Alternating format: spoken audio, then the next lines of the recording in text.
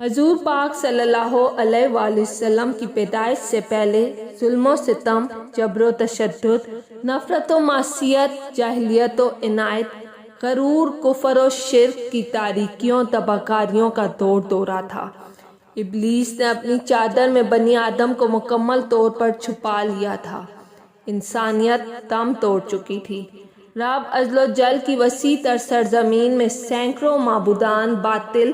کی پرستش ہوتی تھی، مگر خالق و مالک ارض و سما کا دور دور تک کوئی نام لینے والا نہیں تھا۔ پیغام حق لانے والے عیسیٰ علیہ السلام کو آئے صدیاں گزر چکی تھی۔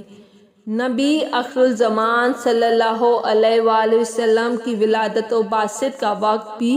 اب قریب سے قریب تر ہوتا جا رہا تھا، اور پھر وہ وقت آ ہی گیا۔ عرش و کرسی جھوم اٹھے، زمین و آسمان خوشیوں سے مچلنے لگے، آفتاب و ماہتاب اور کہکشاں کے حسن و جمال کو مزید دوبالا کر دیا گیا۔ کلیاں مسکرا اٹھی، پھول کھل پڑے، بلبل نے ترانے گائے، سرکار کی مبارکبادیاں پیش کرنے لگی۔ اخوت و محبت، رحمت و شفقت، عداوت و مساوات کی بدلیاں ہر سو چھانے لگی۔ کفر و شرک، ظلم و بربریت، عداوت و شقاوت، تعصب و نفرت کی دیواریں مسمار ہونے لگی کہ توحید کا مسرت بھرا پیغام لے کر، تسکین روح کا سارا سامان لے کر، سر اقدس پر رحمت للعالمین کا تاج زری سجا کر،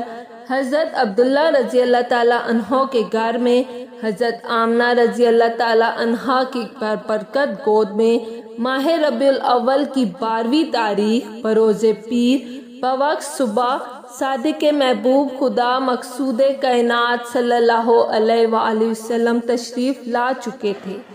وہ تشریف لائے سویرے سویرے، گلے مل رہے تھے اجالے اندھیرے،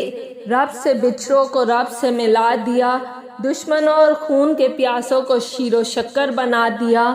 انصار و مہاجرین کو رشتہ اخوت میں جوڑ دیا،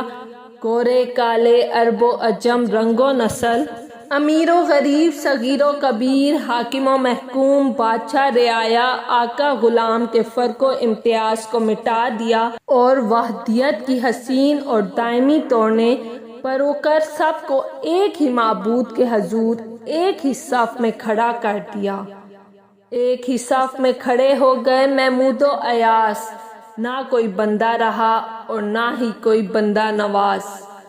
جب جب ماہ ربیع الاول کا چاند نظر آتا ہے، ہم اسی حسین تصورات میں گم ہو جاتے ہیں اور عشق رسالت میں غرق ہو کر پکار اٹھتے ہیں۔ صبح طیبہ میں ہوئی بڑھتا ہے باڑا نور کا، صدقہ لینے نور کا آیا ہے تارا نور کا۔ مختلف روایات میں سرکار دو عالم صلی اللہ علیہ وآلہ وسلم کی ولادت کی جو تاریخ ملتی ہے، ان میں 2، 8، 10، 12، 17، 18 اور 22، لیکن زیادہ تر علماء 12 ربیع الاول پر متفق ہیں کہ حضور صلی اللہ علیہ وآلہ وسلم کی پیدائش مبارک 12 ربیع الاول پیر کے دن ہوئی۔ حضور صلی اللہ علیہ وآلہ وسلم کی شان کیا ہی شان ہے۔ الف نے کہا اللہ کا نور آ گیا، بے نے کہا بانی اسلام آ گیا، تے نے کہا تاجدار مدینہ آ گیا، سے نے کہا ثروت والا آ گیا، جیم نے کہا جلیل القدر آ گیا، ہے نے کہا حبیب خدا آ گیا، خے نے کہا خاتم النبی آ گیا، دال نے کہا دو جہاں کا والی آ گیا، زال نے کہا ذالک الکتاب کہنے والا آ گیا، رے نے کہا رحمت للعالمین آ گیا، زے نے کہا زمانے کا امام آ گیا، سین نے کہا ساقی کوثر آ گیا، شین نے کہا شافی محشر آ گیا،